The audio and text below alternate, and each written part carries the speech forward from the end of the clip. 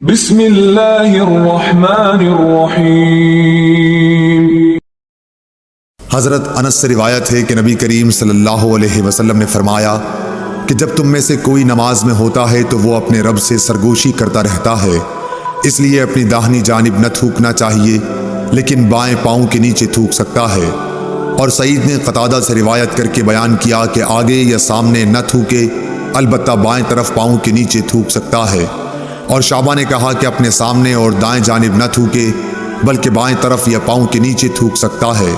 اور حمید نے انس بن مالک سے، وہ نبی صلی اللہ علیہ وسلم سے روایت کرتے ہیں کہ قبلے کی طرف نہ تھوکے اور نہ دائیں طرف، البتہ بائیں طرف یا پاؤں کے نیچے تھوک سکتا ہے۔ صحیح بخاری حدیث نمبر 531۔ انس بن مالک رضی اللہ تعالی عنہ نبی کریم صلی اللہ علیہ وسلم سے روایت کرتے تھے، کیا حضور صلی اللہ علیہ وسلم نے فرمایا کہ سجدہ کرنے میں اعتدال رکھو، سیدھی طرح پر کرو، اور کوئی شخص تم میں سے اپنے بازوؤں کو کتے کی طرح نہ پھیلائے۔ جب کسی کو تھوکنا ہی ہو تو سامنے یا داہنی طرف نہ تھوکے، کیونکہ وہ نماز میں اپنے رب سے پوشیدہ باتیں کرتا رہتا ہے۔ صحیح بخاری حدیث نمبر 532۔ زید بن وہب حمدانی نے ابو ذر رضی اللہ تعالی عنہ سے روایت کیا ہے کہ نبی صلی اللہ علیہ وسلم کے مؤذن بلال نے ظہر کی اذان دی تو آپ صلی اللہ علیہ وسلم نے فرمایا کہ ٹھنڈا کر، یا یہ فرمایا کہ انتظار کر، اور فرمایا کہ گرمی کی تیزی جہنم کی آگ کی بھاپ سے ہے، اس لیے جب گرمی سخت ہو جائے تو نماز ٹھنڈے وقت میں پڑھا کرو۔ پھر ظہر کی اذان اس وقت کہی گئی جب ہم نے ٹیلوں کے سائے دیکھ لیے۔ صحیح بخاری حدیث نمبر 535۔ ابو ہریرہ رضی اللہ تعالی عنہ نبی کریم صلی اللہ علیہ وسلم سے روایت کرتے ہیں کہ حضور اکرم صلی اللہ علیہ وسلم نے فرمایا کہ جب گرمی تیز ہو جائے تو نماز کو ٹھنڈے وقت میں پڑھا کرو، کیونکہ گرمی کی تیزی دوزخ کی آگ کی بھاپ کی وجہ سے ہوتی ہے۔ صحیح بخاری حدیث نمبر 536۔ دوزخ نے اپنے رب سے شکایت کی کہ اے میرے رب، آگ کی شدت کی وجہ سے میرے بعض حصے نے بعض حصے کو کھا لیا ہے۔ اس پر اللہ نے اسے 2 سانس لینے کی اجازت دی، ایک سانس جاڑے میں اور ایک سانس گرمی میں۔ اب انتہائی سخت گرمی اور سخت سردی جو تم لوگ محسوس کرتے ہو وہ اسی سے پیدا ہوتی ہے۔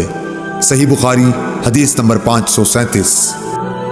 ابو صالح ذکوان نے ابو سعید خدری رضی اللہ تعالی عنہ کے واسطے سے بیان کیا کہ نبی صلی اللہ علیہ وسلم نے فرمایا کہ گرمی کے موسم میں ظہر کو ٹھنڈے وقت میں پڑھا کرو، کیونکہ گرمی کی شدت جہنم کی بھاپ سے پیدا ہوتی ہے۔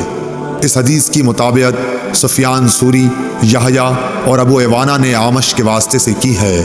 صحیح بخاری حدیث نمبر 538۔ بنی تیم اللہ کے غلام مہاجر ابو الحسن نے کہا کہ میں نے زید بن وہب جہنی سے سنا، وہ ابو ذر غفاری رضی اللہ تعالی عنہ سے نقل کرتے تھے کہ انہوں نے کہا کہ ہم ایک سفر میں رسول اللہ صلی اللہ علیہ وسلم کے ساتھ تھے۔ مؤذن نے چاہا کہ ظہر کی اذان دے، لیکن آپ نے فرمایا کہ وقت کو ٹھنڈا ہونے دو۔ مؤذن نے تھوڑی دیر بعد پھر چاہا کہ اذان دے، لیکن آپ نے فرمایا کہ ٹھنڈا ہونے دو۔ جب ہم نے ٹیلے کا سایہ ڈھلا ہوا دیکھ لیا تب اذان کہی گئی۔ پھر نبی صلی اللہ علیہ وسلم نے فرمایا کہ گرمی کی تیزی جہنم کی بھاپ کی تیزی سے ہے، اس لیے جب گرمی سخت ہو جایا کرے تو ظہر کی نماز ٹھنڈے وقت میں پڑھا کرو۔ ابن عباس رضی اللہ تعالی عنہ نے فرمایا یطفیو کا لفظ جو سورہ نحل میں ہے کہ معنی یتمیل۔ ابن عباس رضی اللہ تعالی عنہ نے فرمایا یطفیو کا لفظ جو سورہ نحل میں ہے کہ معنی تتمیل، جھکنا، مائل ہونا ہے۔ صحیح بخاری حدیث نمبر 539۔ انس بن مالک رضی اللہ تعالی عنہ نے خبر دی کہ جب سورج ڈھلا تو نبی صلی اللہ علیہ وسلم حجرے سے باہر تشریف لائے اور ظہر کی نماز پڑھائی، پھر منبر پر تشریف لائے اور قیامت کا ذکر فرمایا، اور آپ نے فرمایا کہ قیامت میں بڑے عظیم امور پیش آئیں گے۔ پھر آپ نے فرمایا کہ اگر کسی کو کچھ پوچھنا ہو تو پوچھ لے، کیونکہ جب تک میں اس جگہ پر ہوں تم مجھ سے جو بھی پوچھو گے میں اس کا جواب ضرور دوں گا۔ لوگ بہت زیادہ رونے لگے، آپ برابر فرماتے جاتے تھے کہ جو کچھ پوچھنا ہو پوچھو۔ عبداللہ بن حذافہ سہمی کھڑے ہوئے اور دریافت کیا کہ حضور صلی اللہ علیہ وسلم میرے باپ کون ہیں؟ آپ نے فرمایا کہ تمہارے باپ حذافہ تھے۔ آپ اب بھی برابر فرما رہے تھے کہ پوچھو، کیا پوچھتے ہو؟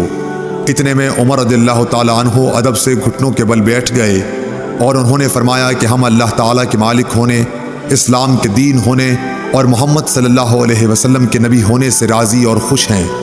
پس اس گستاخی سے ہم باز آتے ہیں کہ آپ سے جا اور بے جا سوالات کریں۔ اس پر آن حضرت صلی اللہ علیہ وسلم خاموش ہو گئے۔ پھر آپ نے فرمایا کہ ابھی ابھی میرے سامنے جنت اور جہنم اس دیوار کے کونے میں پیش کی گئی تھی، پس میں نے نہ ایسی کوئی عمدہ چیز دیکھی جیسی جنت تھی اور نہ کوئی ایسی بری چیز دیکھی جیسی دوزخ تھی۔ صحیح بخاری حدیث نمبر 540۔